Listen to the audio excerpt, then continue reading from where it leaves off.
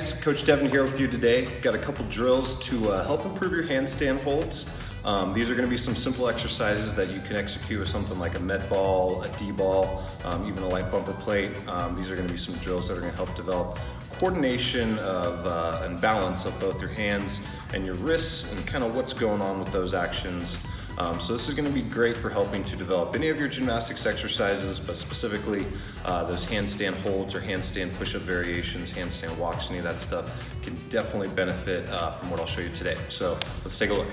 All right guys, so for our drills today, we're going to be using pieces of equipment like D-ball. We'll be using med balls or bumper plates as we execute these drills. The main idea we want to keep in mind here is for technique purposes, when we're doing something like a handstand hold or any of those handstand variations, we want to make sure we're kind of focusing on what's going on with the hands, with the wrists and the shoulders. So we want to keep the hands actively a little more spread, engaging those muscles of the hand, kind of gripping the floor a little bit to actively get some more tension and stability. The nice thing that the ball's going to do, it's going to help force a little more of that spread, and as we are performing these exercises, we're going to be actively engaging that grip at the same time.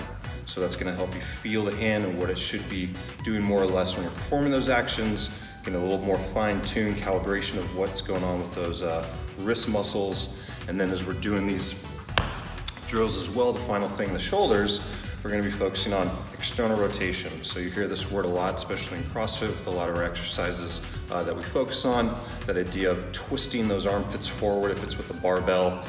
That's going to help bring some more muscles around the shoulder into tension, help stabilize and create a little more stability with that. So those are going to be kind of your three focus points. So let's take a look at those drills and get into it. All right, so we have three exercises we'll go over. This first exercise is going to be a variation of an overhead sit-up. So for today, or for the drills that we'll go over, we're going to be doing a one-arm variation. So we're using the D-ball here. This is going to be an easy place to start because that's going to allow you to grip the ball a little bit more than you're going to be able to on the plate or the larger med ball. But this is going to force that spread that we were talking about earlier, which is also going to help force more stability through those finer muscle groups within the wrists, within the shoulders, and in the hands.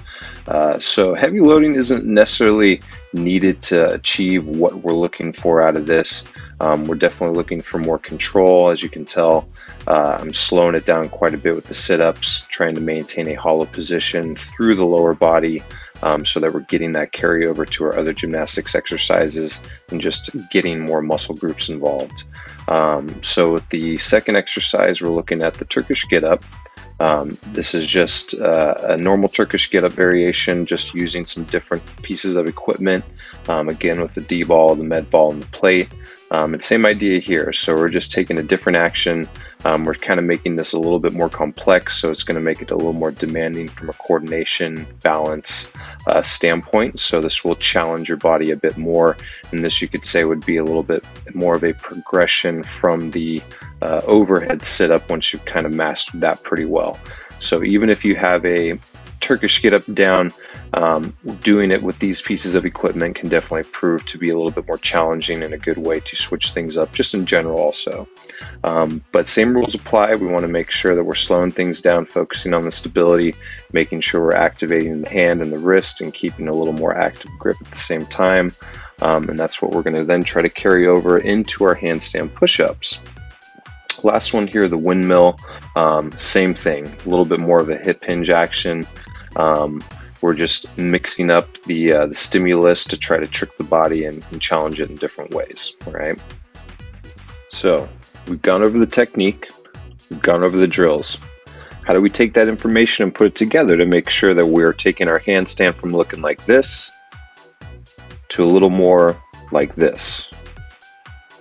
So we'll next take a look at the prescription, how these drills are going to fit into your training, and how it's going to help to augment and improve that handstand work.